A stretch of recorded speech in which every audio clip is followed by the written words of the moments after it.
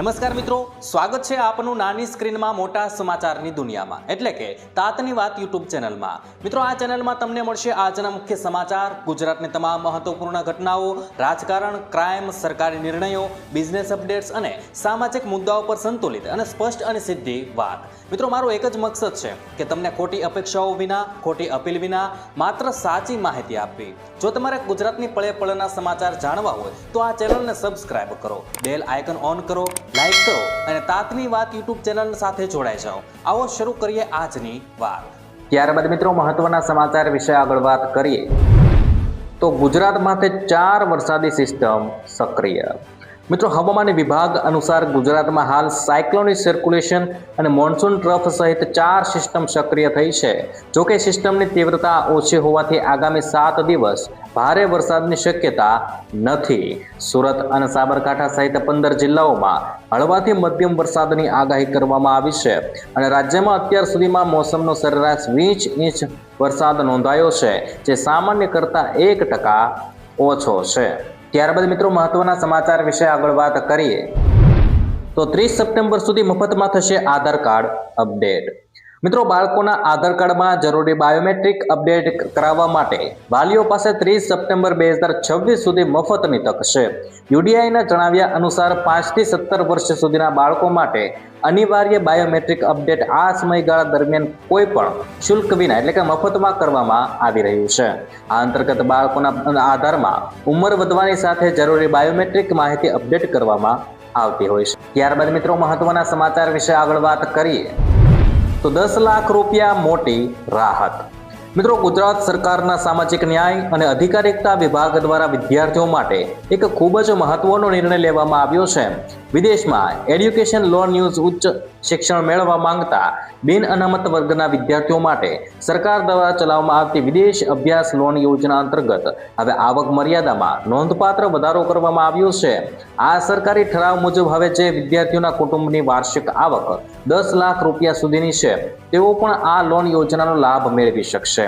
અગાઉ આ મર્યાદા માત્ર 6 લાખ રૂપિયા સુધીની હતી અને સરકારના આ નિર્ણયથી મધ્યમ વર્ગના એવા હજારો વિદ્યાર્થીઓને વિદેશમાં જઈને ભણવાનું સપનું પૂરું કરવા માટે આર્થિક રાહત મળવાની છે, જેઓ અગાઉ આવક મર્યાદાના કારણે આ યોજનાથી વંચિત રહી જતા હતા। તો મિત્રો વાત કરીએ આજના સૌથી પહેલા સમાચારને લઈને તો 15 દિવસના ભાડામાં 30 દિવસ મુસાફરી।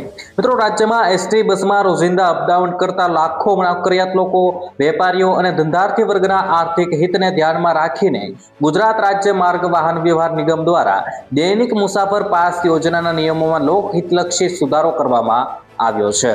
નાયબ મુખ્યમંત્રી હર્ષ સંઘવીના માર્ગદર્શનમાં દૈનિક મુસાફર પાસ યોજનામાં ભાડા રાહત વધારીને 50% સુધી કરવામાં આવી છે। ત્યારબાદ મિત્રો મહત્વના સમાચાર વિશે આગળ વાત કરીએ તો આરટીઓમાં એઆઈ ટ્રેકથી 80% ઉમેદવારો ફેલ। મિત્રો, ગુજરાતની 39 આરટીઓમાં ડ્રાઇવિંગ ટેસ્ટ પારદર્શક લાવવામાં આવેલ એઆઈ ટ્રેક પર 80% ઉમેદવારો ફેલ થતા ઉહાપોહ મચ્યો છે। સુભાષ બ્રિજ આરટીઓમાં મંત્રી પ્રવીણ માળીએ ટેસ્ટ ટ્રેકની સમીક્ષા કરી હતી અને પાર્કિંગ અને ઢાળ જેવા ટેસ્ટમાં વધુ લોકો નાપાસ થઈ રહ્યા છે અને ભારે વિરોધ અને વેઇટિંગમાં વધતા હવે રાજ્ય સરકાર દ્વારા એઆઈ ટ્રેકના નિયમોમાં વધારા કરવા અંગે કવાયત હાથ ધરવામાં આવી છે। ત્યારબાદ મિત્રો મહત્વના સમાચાર વિશે આગળ વાત કરીએ તો આ સરકારી બેંકે બદલી નાખ્યા નિયમ। મિત્રો, દેશની સૌથી મોટી સરકારી બેંક એટલે કે સ્ટેટ બેંક ઓફ ઇન્ડિયા એટલે કે એસબીઆઈએ 1 ઓક્ટોબર 2026 થી બેઝિક સેવિંગ બેંક ડિપોઝિટ એટલે કે બીએસબીડી એકાઉન્ટના કેશ વિડ્રોલમાં સંબંધિત નિયમો ફેરફાર કરવા જઈ રહી છે। નવા નિયમ હેઠળ ગ્રાહકોને મહિનામાં પ્રથમ 4 કેશ વિડ્રોલ મફત મળશે, ત્યારબાદ 5મા અથવા તો તે પછીના દરેક કેશ વિડ્રોલ પર 15 રૂપિયા ઉપરાંત જીએસટી ચૂકવવો પડશે। ત્યારબાદ મિત્રો મહત્વના સમાચાર વિશે આગળ વાત કરીએ તો આઈએમડી વિભાગનું મોટું નિવેદન। મિત્રો, ઓગસ્ટમાં ભેજ અને ગરમી વચ્ચે ચોમાસામાં વરસાદની રાહ જોનારાઓ મોટો ઝટકો લાગી શકે છે। અવકાશમાંથી આ નવા વાદળના ફોટાઓએ વૈજ્ઞાનિકો અને જનતા બંનેમાં ચિંતા વધારી દીધી છે।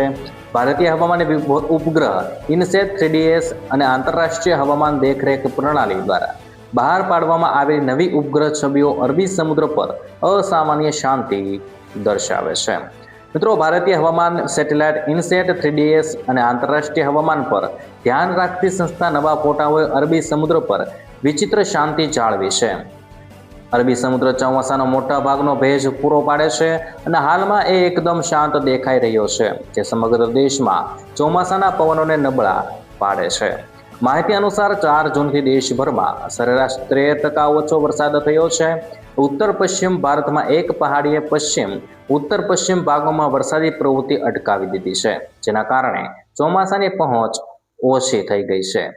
મિત્રો, હવામાન શાસ્ત્રીઓએ ચોમાસાના અકાળ વિદાય અંગેની અટકળોને ફગાવી દીધી છે અને ભારતીય હવામાન વિભાગ અનુસાર 5 સપ્ટેમ્બર પહેલા ઉત્તર પશ્ચિમ રાજસ્થાનમાંથી ચોમાસાની વિદાયની કોઈ શક્યતા નથી.